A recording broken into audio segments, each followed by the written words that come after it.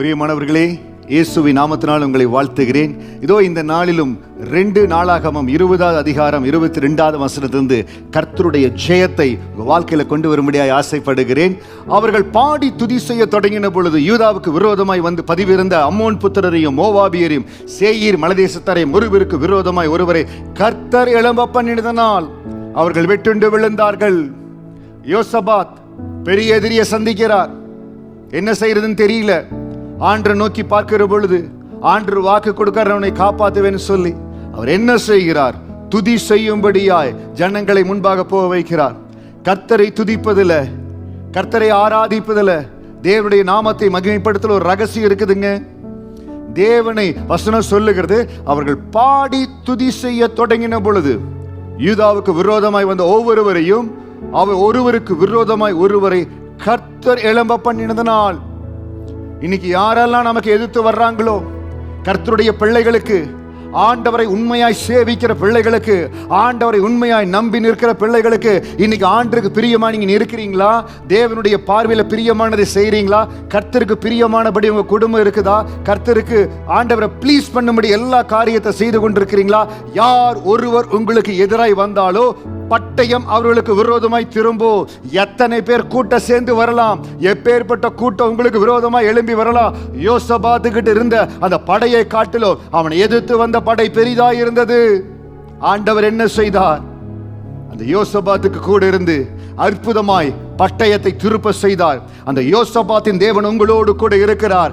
இன்றைக்கு நீங்கள் கலங்கி நிற்கிற, இன்றைக்கு திகைப்போடு நிற்கிற, நான் ஜெயிக்க முடியுமா, நான் ஜெயிச்சிருவனா, அற்புதத்தை பெற்றுக்கொள்ளுவனான்னு இருக்கிறீங்க. யோசபாத்தின் தேவன் உங்களோடு கூட இருக்கிறார். நீங்கள் நினைக்கிற காரியத்தில் நினைப்பதற்கு மேலே ஜெயத்தை கொடுக்க என் ஆண்டவர் போதுமானவராக இருக்கிறார். பெரிய பலசாலியா இருக்கிறாங்க. நிறைய பேர் வர்றாங்க. ஆட்கள் முக்கியமல்ல. கிதியோனுக்கு 30,000 பேருக்கு மேல கிதியோனுக்கு ஆண்டவருக்கு அந்த ஜனங்கள் கடந்து வந்தாங்க மீதியானதை எதிர்க்கும்படியா. ஆனால் ஆண்டவர் 300 பேரை மட்டும் தெரிந்து கொண்டார். எத்தனை பேர் இருக்கிறாங்கிறது முக்கியம் அல்லங்க, ஆண்டவர் யாரோடு இருக்கிறார் என்பது முக்கியம். இஸ்ரவேலின் சகல ராணுவம் சபலோடு இருந்தது, ராஜ்யம் சபலோடு இருந்தது. ஆனால் தாவீதோடு கர்த்தர் இருந்தார். ஹல்லேலூயா.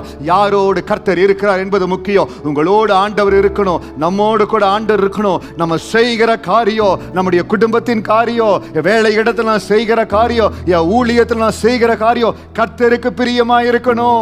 தேவனை பிரியப்படுத்தும்படியாய் வாழணும். அந்த ரங்கத்திலையும் சரி, எல்லா இடத்திலையும் தேவனுக்கு பிரியமா இருக்கணும். அப்படி இருந்து விட்டால் அந்த யோசபாத்தின் தேவன் எப்பேற்பட்ட போராட்டம் வந்தாலும், என்ன சூழ்நிலை வந்தாலும் உங்களோடு கூட இருப்பார். உங்கள் வலது கரத்தை பிடித்து இருப்பார்.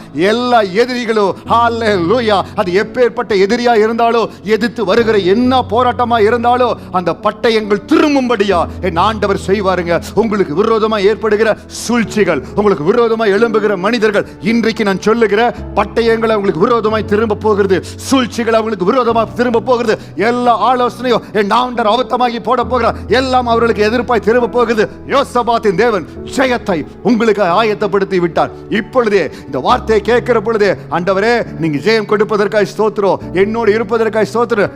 நம்பிக்கை அறிக்கை பண்ணுங்க. என்னோட கூட சேர்ந்து தைரியமா அறிக்கை பண்ணுங்க. நம்பிக்கையின் தேவன் உங்களோடு கூட இருக்கிறார். அந்த பலத்தின் ஆண்டவர் உங்களோடு கூட இருக்கிறார். ஜெய கிறிஸ்து உங்களுக்கு முன்பாக கடந்து போகிறார். கர்த்தருடைய கரம் உங்களை பலப்படுத்துகிறது. கர்த்தர் உங்களை ஆசீர்வதிப்பார். மென்மேலும் உங்களை உயர செய்வார். God bless you.